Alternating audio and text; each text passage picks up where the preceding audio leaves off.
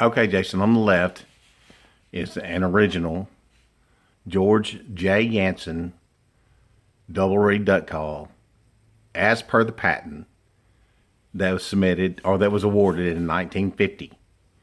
That call obviously was built between 50 and 57 because Mr. Yentzen died in 57, 58, whatever it was. I think 57. When Cowboy Fernandez acquired the company from Mrs. Yentzen, he made some changes to those calls. And what you can buy today reflects those changes. Okay? That call on the left has never been touched. It's never been modified. And I'm not opening it up and showing it to anybody because nobody else, I don't know many people that's got one. I'm not trying to be ugly about it, but it is what it is. That call in the middle is a Sure Shot that I bought in 1978 at Max in Stuttgart, Arkansas. It's been bored, exactly the same dimensions as that original on the insert on the mouthpiece. The insert is quite a bit larger. That's my preference. Okay. This call that I just picked up off of eBay a few days ago is basically exactly like mine from that time frame or that time in Yentzen's business.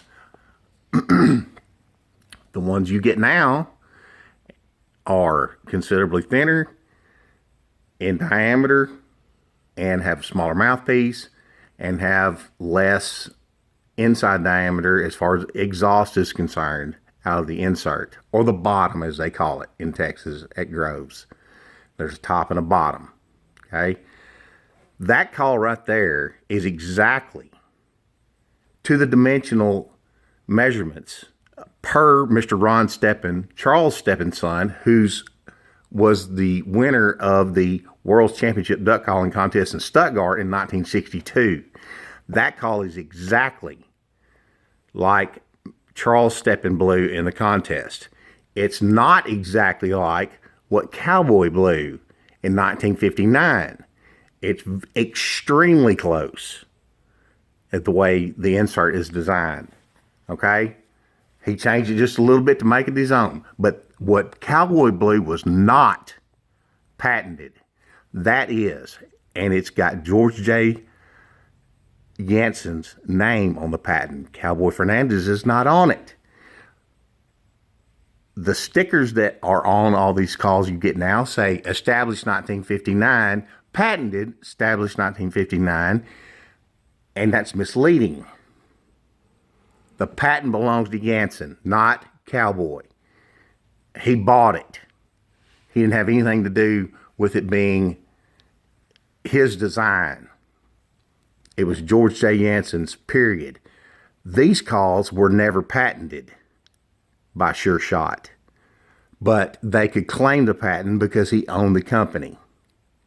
Now, that call, this call, and this call all have the same type of cut as the original. These two are like this. I made these two look like this, the way they were designed on the patent. Okay? And Mr. Steppen, Ron, from Beaumont, and I have been talking for over 2 years now. And let's just say he knows that I know what the difference is. And if there's a better authority right now, I don't know who it is, because he worked there for Cowboy. His sons worked for Cowboy. Okay? So, without any further ado, this is my dad's call.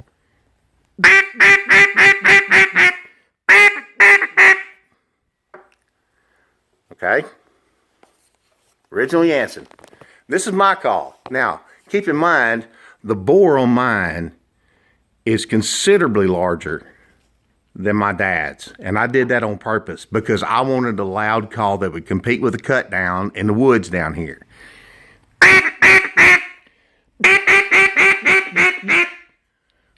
A little bit of difference there. All right.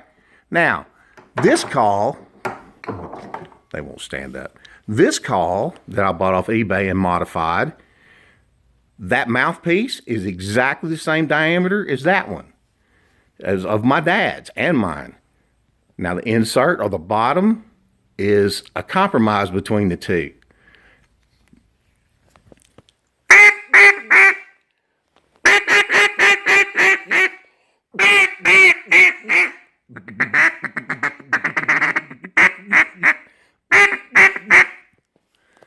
Okay.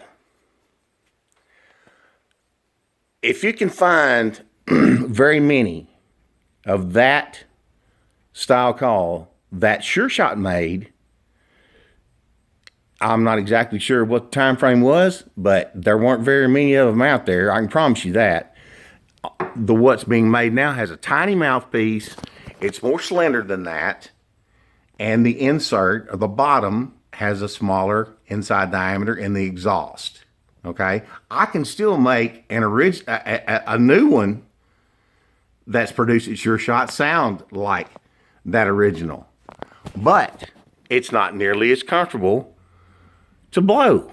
You don't have the same size top and bottom.